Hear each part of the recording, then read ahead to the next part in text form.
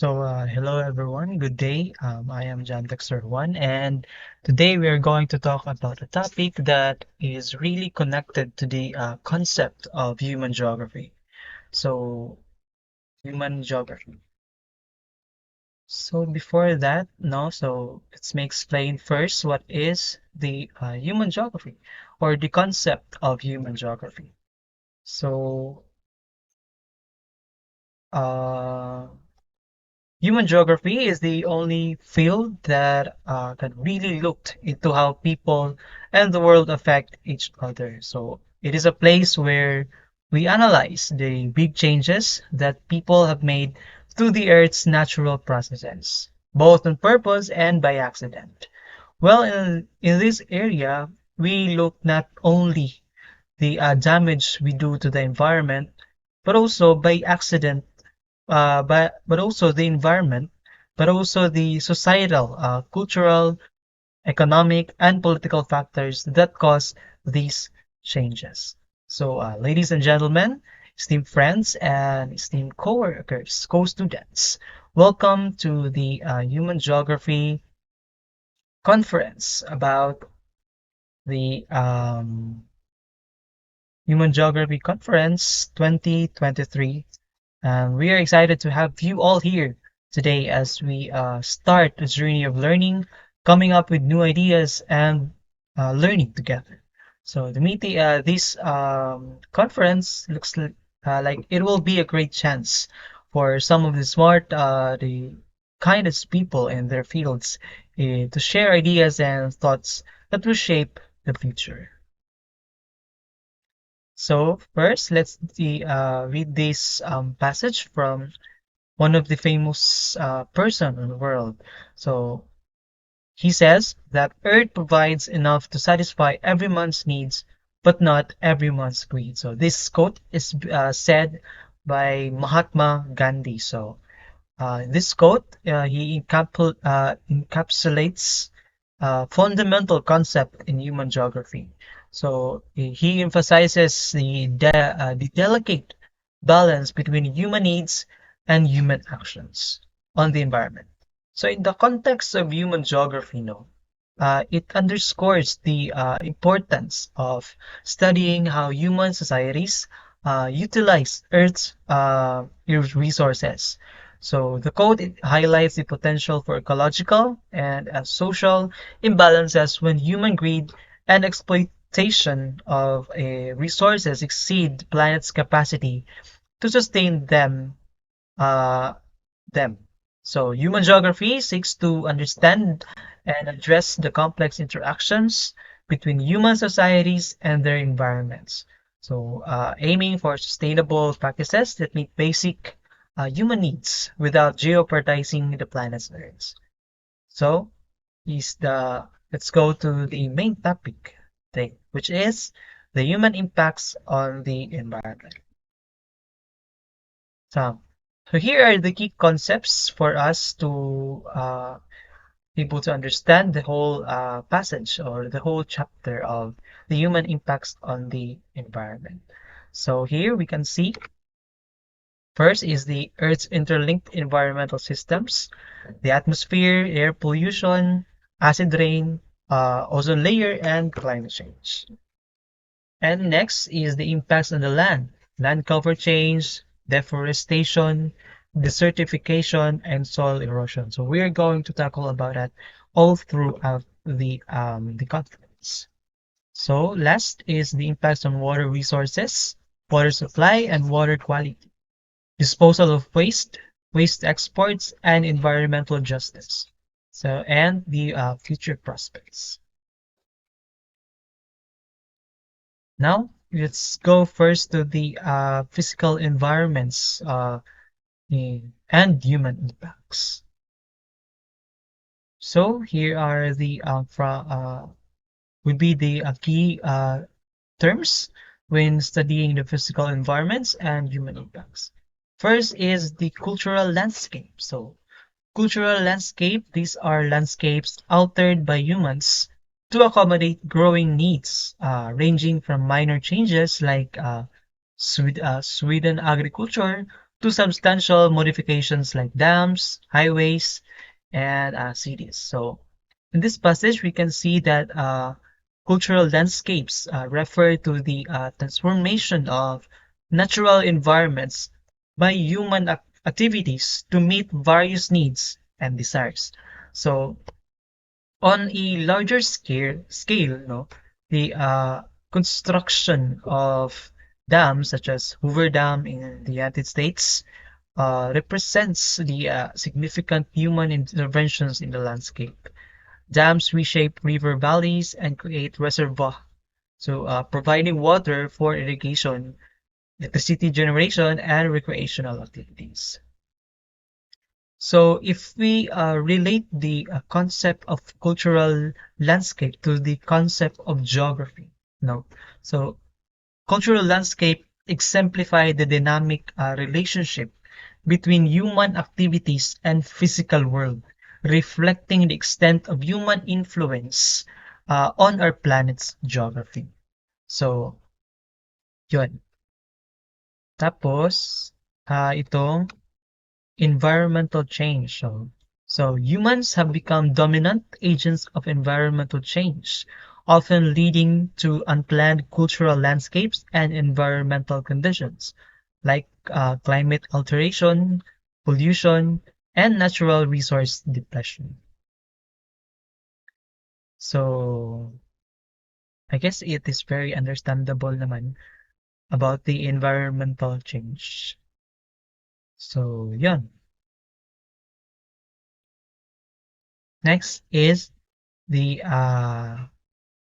IPAT or IPAT equation. So this formula conceptualizes uh, human impact on the environment. So I stands for impact on the environment, P for the population, A for the affluence or often measured by per capita income, T is technology. So the equation suggests that the population growth and affluence in increased resource use and waste production, but technology can mitigate these impacts. So, yun. So, if we relate the concept of IPAT or IPAT equation to the concept of human geography, no? So by using the IPAT equation, policymakers and environmentalists can make more informed decisions about how to address environmental challenges. So they can consider various strategies to reduce environmental impact, such as implementing population control measures, ano pa, promoting sustainable technologies, or adopting eco-friendly consumption patterns. So ito yung pag relate natin yung IPAT equation to the concept of human geography. It involves what? Politics. It because we are talking about the policymakers. So policymakers, by using IPAT equation, policymakers and environmentalists can make more informed decisions about how to address environmental challenges. So this involves human and environment interaction pa rin. So that's the concept of IPAT equation. Now next is the another one is IPAT equation, an equation developed in 1970s by early environmentalist thinkers Barry Commoner, Paul Ehrlich, and John Helder. So yon. So now let's move on to the sustainable development. Well, sustainable development, this concept refers to meeting current needs without compromising the ability of future generations to meet their needs. So it emphasizes operating within natural system units. So in the concept of sustainable development, provides a critical framework within human geography. So guiding the study of how human environment interactions can be managed and transformed to achieve a more balanced, equitable, and environmentally responsible future. So yun, that's all about the sustainable. Now, these key points highlight the complex relationship between human activities, cultural landscape changes, and environmental impacts, emphasizing the importance of sustainable development practices. So, yeah. So, here's the concept of the physical environments and human impacts, which involves first is impacts on the atmosphere, air pollution and acid precipitation, the trouble with ozone, global climate change, and Earth's environmental systems. So that all passage here involves the physical environments and human impacts. So next. Next, as we can see, and there's a graph here. So this graph illustrates the relationship between increasing wealth and the severity of different environmental impacts. So as we can see, as wealth increases, no, so the severity of issues related to household sanitation, which the blue line represents, decreases. So likely due to better infrastructure and services. But conversely, the severity of urban air pollution, which is the red line, initially increases with wealth peaks and then begins to decrease, suggesting that at some point solutions for air pollution are implemented as well growth. So greenhouse gas emissions, which is the green line, increase steadily with health, indicating that richer economies may continue to contribute more to global emissions. So overall, the graph also implies a shift from local and immediate health threats to uh, to more global and delayed threats to ecosystems as wealth increases. So in the context of this graph, severity refers to the intensity or seriousness of the environmental impacts. So it indicates how strongly each issue, which is the household sanitation, urban air pollution, and greenhouse gas emissions, affects human health or ecosystems. For example, for household sanitation, high severity would mean poor conditions leading to significant health risk, while low severity would suggest minimal health risk due to better sanitation infrastructure.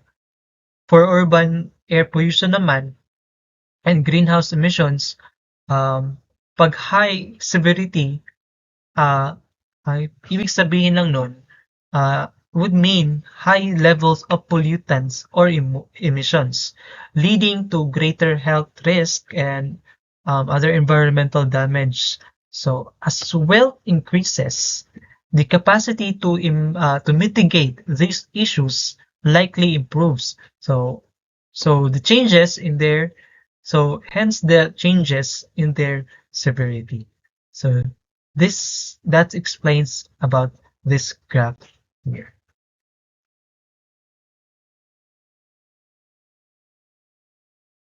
Now let's proceed to we're done with the human environmental impacts.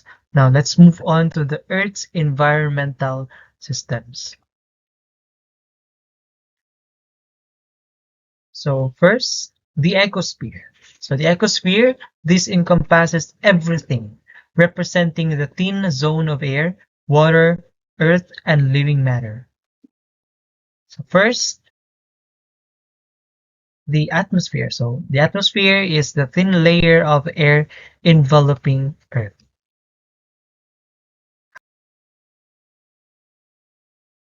Hydrosphere, all the water in various forms like oceans, rivers, lakes, glaciers, ground part, and atmospheric moisture. So here in hydrosphere, it involves it consists of the oceans, rivers, or other mga anyong tubig. Now,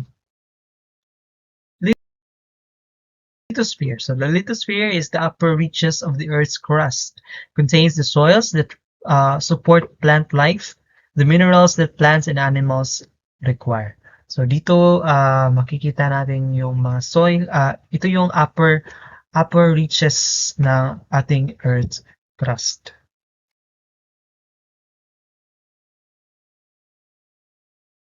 And then, the biosphere. So, all living matter, including plants and animals. So, dito natin makikita yung mga plants and animals which presents the ecosystem. No? Ecosystem where life thrives. Yun. So, so this graph, no, this picture simply explains the cycle about the ecosphere, and it involves atmosphere, biosphere, hydrosphere, and geosphere, or the lithosphere. So yun.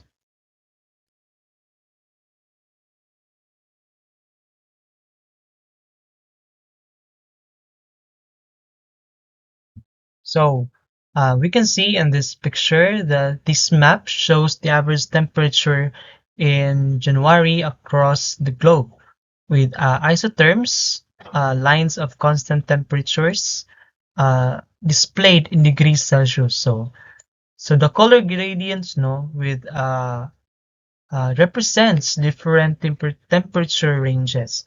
So with cooler temperatures in shades of blue, I guess blue, and warmer temperatures in shades of orange and yellow. So I guess that's orange and yellow. So particularly cold regions such as parts of Antarctica are shown with temperatures below -30 degrees Celsius or -22 degrees Fahrenheit, while some equatorial regions maintain temperatures above 30 degrees Celsius or 86 degrees Fahrenheit. So yung mga equatorial regions which near the equator. So the map also demonstrates how temperature varies with latitude. So with generally colder temperatures near the poles, so dito yung mga countries na near sa ating North Pole or South Pole, and warmer temperatures near the equator. So yung mga warmer temperatures makikita natin near the equator. So there are areas of higher temperature at certain longitudes, likely influenced by ocean currents or regional climatic conditions. So logically, no, the map demonstrates the fundamental geographical principle that average temperatures tend to decrease as one moves from the equator toward to the poles. So, which is due to the angle of the sun's rays being more directed at the equator and more oblique at the poles. So, yun. The first map that we saw uh, depicts the average January temperatures, typically representing winter conditions on the northern hemisphere and summer in the southern hemisphere. So in contrast, no, so the second map shows average July temperatures reflecting summer conditions on the northern hemisphere and winter on the southern hemisphere.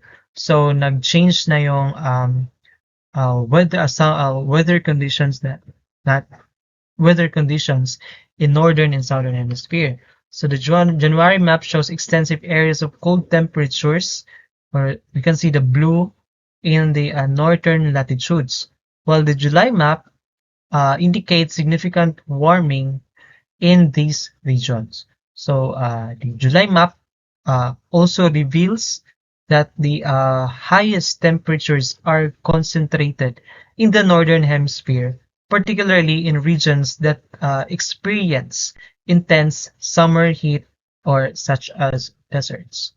So yeah.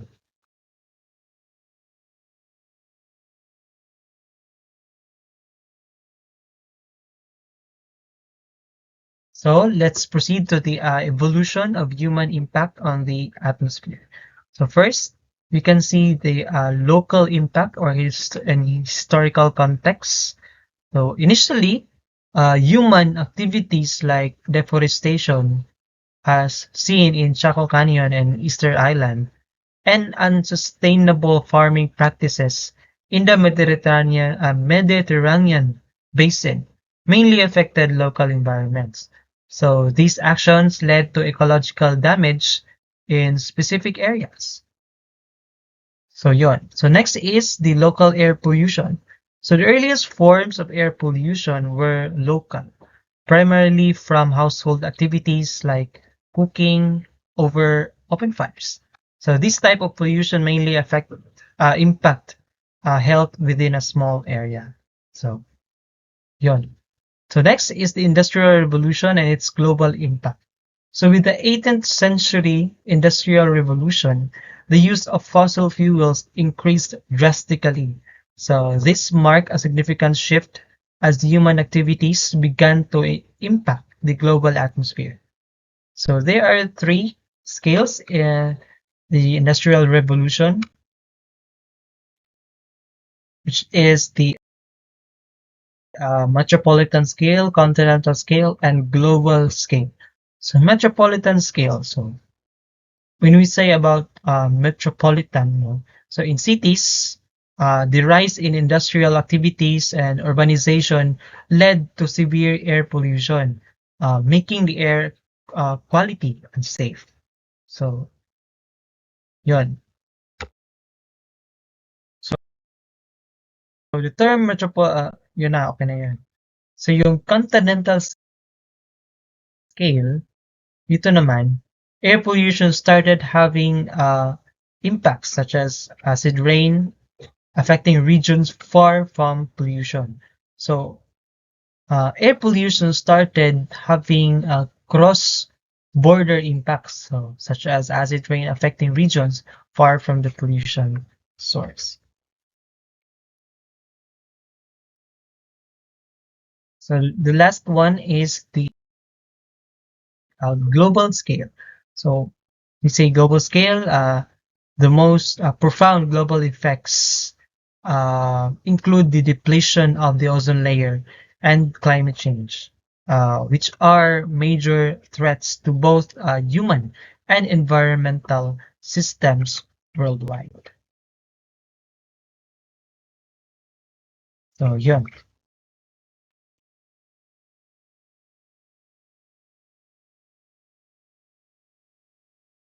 So we are done with the in Earth's environmental system. Now let's proceed to the air pollution and acid precipitation.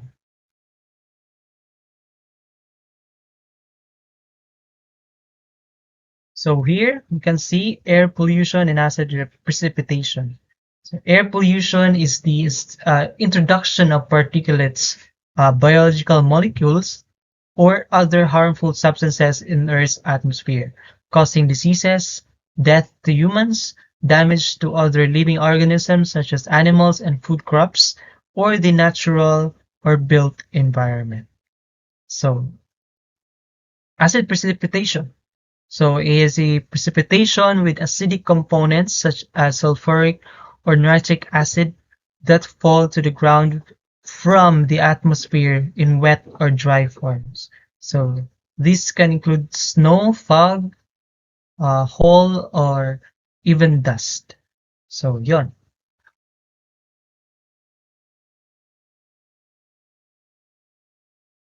So uh, so to simply explain the air pollution and acid precipitation, so for example, yung the case of the Black Forest in Germany.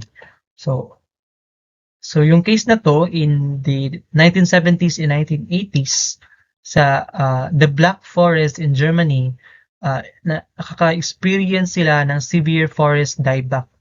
So ito yung phenomenon na partly attributed to acid rain. So industrial activities in the UK or the United Kingdom and other parts of Europe release large amounts of sulfur dioxide and nitrogen oxides.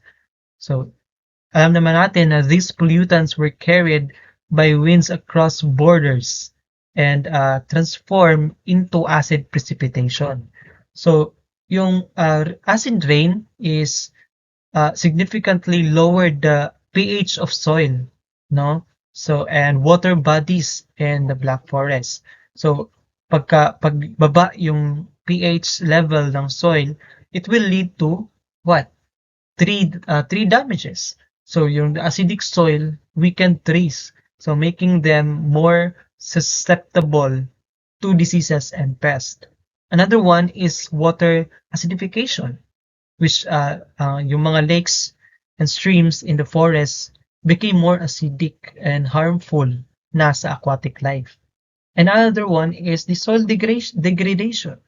So yung acid rain leach essential nutrients from the soil and release toxic metals. So ito yung nangyari yung pag-disrupt na ng forest ecosystem. So uh, this example underscores the transboundary nature of air pollution and the necessity for international cooperation to address such environmental challenges.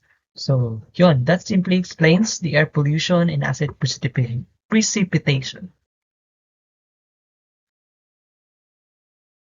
So, ito. So, you can see there's a map here. The acid the position problem, air, water, and soil. So, as we observe in this map, logically, the map indicates that industrialized regions, primarily in northern hemisphere, are the main sources of sulfur and nitrogen emissions, which lead to acid rain. So, alam naman that if we say industrialized regions, maraming mga factories yan. Maraming mga facilities that produce sulfur and nitrogen emissions to the air, to the environment. So the prevailing westerly winds can carry these pollutants across continents, so expanding the impact beyond the immediate areas of emission. So the mark pH levels in various regions reveal that the precipitation in some areas has become significantly acidic. Yung pH levels lower than the natural range. So due to these transported pollutants, dahil pa rin sa mga pollutants na transport ng mga yung mga factories and yung mga facilities. And vulnerable areas, particularly those with sensitive soils, no, that cannot neutralize the acids, are at risk of environmental degradation. So highlighting the need, no, kinakailangan talaga yung international cooperation natin on addressing air pollution and then put control to it. So, yun. So this we observe on this map. The next, so tapos na tayo sa doon, and let's proceed to the trouble with ozone layer depletion, and global response. Let's discover first what is the ozone. So your ozone is a molecule composed of 3 oxygen atoms occurring naturally in the Earth's stratosphere and playing a critical role in protecting living organisms by absorbing the majority of sun's harmful ultraviolet or UV radiation. So yung ozone layer naman is located in the lower portion of the Earth's stratosphere, about 10 to 30 kilometers above the Earth's surface, and absorbs most of the sun's ultraviolet radiation, preventing it from reaching the Earth's surface. So here is the concept of the trouble with ozone layer. We can see here first is the ozone characteristics and dual role. So ozone, yun na, na-explain na natin yung ozone, no? So Next is itong discovery of the ozone hole. So in 1986, scientists discovered a significant reduction in the ozone layer over Antarctica, so termed as the ozone hole. So nakadiscover sila ng reduction which they found on the certain regions on the Antarctica, no? So this reduction exposed Antarctic life, particularly phytoplankton, yung mga living organisms na we can see in the oceans, to greatly increase UV radiation levels. So yon. Tapos, itong causes of ozone depletion. So human-made chemicals, especially chlorofluorocarbons or CFCs, were identified as primary culprits. So CFCs used in various industrial applications release chlorine atoms that can destroy large numbers of ozone molecules. So dito naapektuhan talaga yung ating ozone layer kasi dinidestroy na yung large numbers of ozone molecules, which results to a ozone hole. So dito naman sa global impacts and specifics, ozone depletion is not limited to Antarctica. So similar issues are observed in the Arctic and mid-latitudes. So yung phenomenon yung phenomenon sa Antarctica is pronounced dahil sa mga unique atmospheric and geographical conditions ng Antarctica. So dito naman sa adverse effects of ozone depletion, increased UV radiation leads to higher risk dito na yung higher risk of skin cancer, weakened immune systems, and potential harm to crops and marine life. So pag once na observe na magkakaroon ng mga tinatawag natin ozone hole or ozone depletion, it will lead for bad effects for us human beings. Of course, because we are living things on this planet, maapektuhan tayo. Example na yan yung skin cancer. Skin cancer, no? Tapos ma-weaken yung ating immune systems. Or yung mga crops natin or mga marine life na pinakukunan natin ng source of income or source of food for daily supply na-impact talaga. So, dito talaga makikita natin na merong human and environment interaction, which explains by the human geography. So, human geography pa rin ang involved. So, dito tayo sa international response, which is the Montreal Protocol. So, yung Montreal Protocol is the 1987 Montreal Protocol, effective from 1992. So led to the phasing of chlorofluorocarbons production and use. So itong agreement na to is para ma-prevent yung production ng chlorofluorocarbons sa ating environment.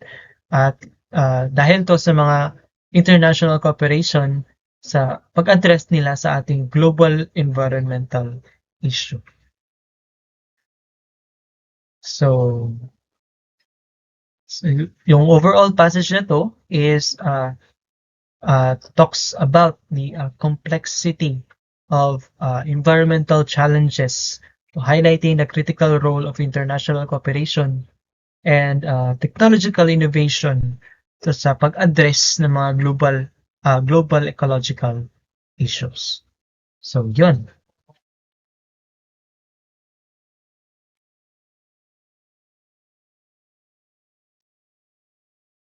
So tapos na tayo dito naman tayo sa global climate change.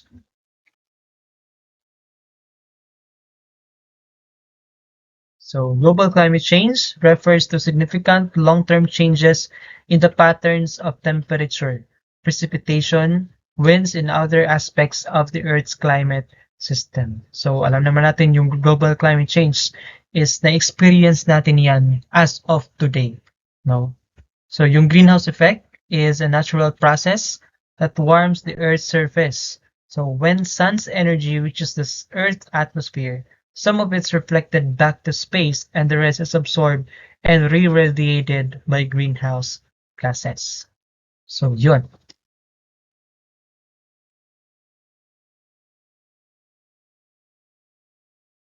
So that simply explains about the global climate change. So for example, as a climate change leads to rising sea levels, no? Alam naman natin na yung climate change ay nagdudulo talaga ng rising sea levels. What do you think is the cause of that? It's because of the global warming. Because glaciers natin ngayon ay are melting na due to sa pag-init ng panahon. Global warming. Yun na nga. Pag high ang temperature, most likely what will happen to the icebergs? It will melt, 'di ba? It is a fundamental knowledge naman. It is fundamental knowledge. Alam natin na kapag nag-rise yung temperature, uh, what will be the effect that on the ice or the icebergs? Syempre magme-melt. So, and another part is the increase of frequency of extreme weather events. Certain geographic areas become less habitable. So, yung mga low-lying island nations or coastal regions or even the areas prone to severe droughts or floods may experience uh, uh, population displacement. So, this leads to migration. So, dito na papasok yung migration patterns natin where people move to more habitable regions, affecting urbanization and the demographic composition of these areas. So, pag uh, yun na nga, pag example, yung pag-rise ng ating sea levels, yung mga areas near coastal regions, so tumataas yung sea level. So nagiging yung nagiging less habitable siya, which result the population displacement. So yun na yung papasok talaga yung migration pattern natin. Magmamigrate na yung mga tao due to these effects. So maapektuhan talaga yung urbanization and demographic composition ng mga areas nito. So dito pa lang na-explain talaga yung concept ng human geography sa atin. Human geography when it comes to global warming. So there is really a significant relationship between global change or global warming to the concept of human geography. So hindi talaga mawawala yung konsepto ng human geography. So that simply explains about the connection of the global change to the concept of human geography. So next is, so makita natin dito no, yung data. So on carbon dioxide emissions from energy consumption for sa mga various countries. So comparing from 1980 to 2015. Makikita natin yung top 3 dito is yung China, United States, and India. So, yung China experiencing a substantial increase of 497%, I guess. No. China. Oo, tama. So, ito yung percent ng emissions over 35-year span. So per capita emissions, providing insight into the amount of CO2 or carbon dioxide emissions per person. So with countries like Saudi Arabia and United States having much higher per capita emissions compared to countries like India and Indonesia.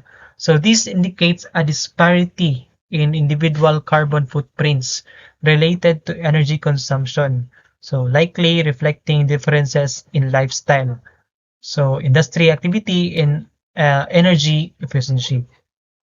So yung overall, no, global carbon dioxide emissions from energy consumption have increased, no, as you can see, by 78% from 1980 to 2015. So underscoring the growing impact of human activity on the environment. So, yun.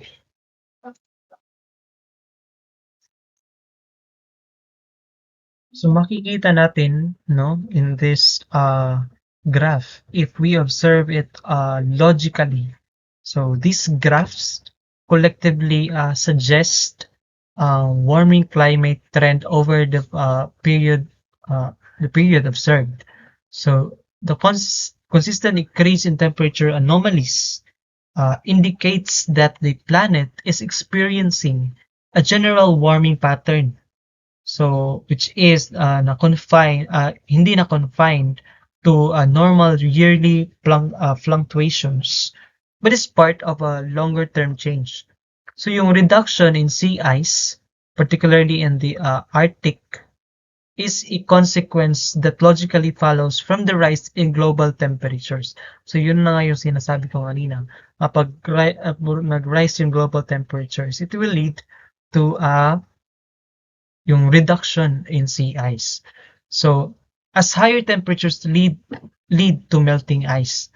So, the rise in sea levels corroborates the warming trend. So, as it is a direct result of the thermal expansion of seawater and the melting of land ice. So, both of which are consequences of increasing global temperatures.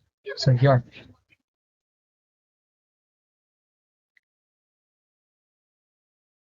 So, this collection, no, ng graph displays a temperature changes across different global regions.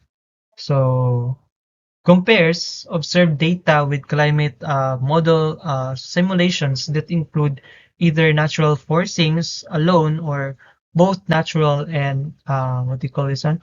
Anthropogenic or the human caused forcings.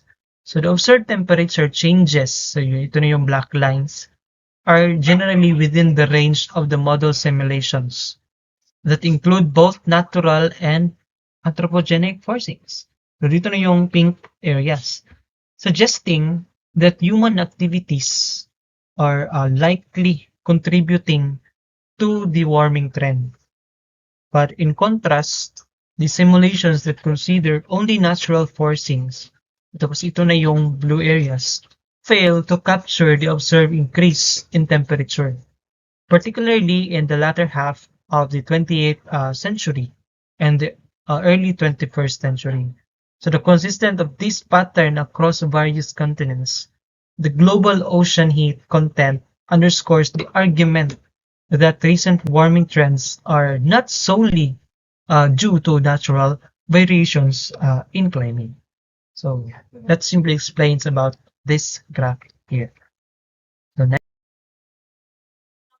So, yun, tapos na tayo sa global change. Dito naman tayo sa impacts on the land cover.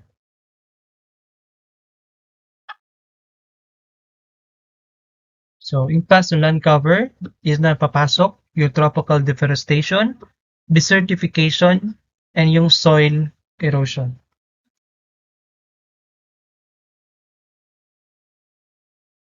So, yung tropical rainforest, ano nga ba itong tropical rainforest?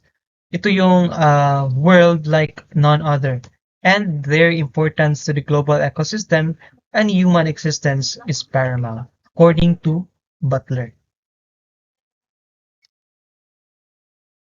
So, tropical deforestation is a significant global concern due to the vital role these forests play on the Earth's ecological and climatic systems. So through forests cover about 30% of the Earth's land surface, they have been significantly reduced due to human activities like agriculture and the demand for wood. So tropical rainforests covering a small portion of the planet's surface are particularly important because of their role in maintaining the oxygen and carbon balance. So immense biodiversity and their provision of ecosystem services. So these are leads the removal of tropical forests leads to several global concerns. Isa na yung loss of biodiversity, climate impact, soil erosion, and water regulation. So sa loss of biodiversity, tropical rainforests are home to a vast number of species, many of which are integral to global food supplies and have potential medicinal properties. Tapos yung climate impact. Deforestation affects regional and global climates by altering surface and air temperatures, moisture content, and reflectivity. Tapos sa soil erosion and water regulation, deforestation leads to soil erosion and affects water cycles, impacting agriculture, navigation, and water supply. So let's move on the impacts on water resources. So there are two, which is water availability and water use and abuse.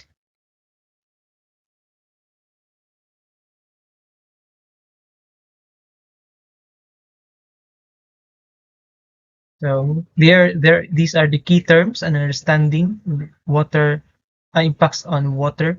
So hydrologic cycle is a continuous movement of water on, above, and below the surface of Earth. So next is the transboundary rivers, rivers that cross or form international boundaries shared by two or more yun na. So yun. So water management and climate change. Climate change is expected to impact the hydrologic cycle, affecting water availability and demand. So, large-scale engineering projects like dams have been historically responses to water distribution challenges, but they come with environmental and social cost. Additionally, there's a close link between water and food supplies, with irrigation being a major water user. So lastly, ito na yung waste. So yung waste is something that is thrown away because it is no longer useful. Items should only be considered waste if they cannot recycle. This is according to the Bus System Canada in 2016. There are key terms or terms involved in study in about the waste: toxic waste, solid waste, radioactive waste, exporting waste. You can see here are the key terms that are important in studying the waste impact on the environment. No, so solid waste. These are refers to rubbish, garbage, and other municipal waste produced by human activities. Tapos yung dito na papasok yung RR at 3R, which is the reduction, reuse, and recycle. So the first priorities in solid waste management aim to reducing the volume of waste produced. So ito na yung incineration. So the process of burning waste materials as a method of disposal. So ito yung process na tineturn natin yung mga waste natin uh, as burning, through burning. So para ma-dispose yung mga waste materials na to. Tapos, yung toxic waste is a hazard or substances posing immediate or long-term risk to human health or the environment. So, dito na yung mga pollutants na nakasasama sa kalusugan ng tao. when inhale, no, siguro. So then is the radioactive waste. Waste materials that are radioactive, including the low-level waste uh, and high-level waste, uh, which is the long-term radioactivity like spent fuel from nuclear reactors. Tapos, exporting waste, the practice of shipping waste materials, often hazardous, and to less developed countries. So dito mabubuo yung tinatawag nating NIMBY or not in my backyard. This is a phenomenon where communities oppose the potential of unwanted facilities like landfills or incinerators nearby. So,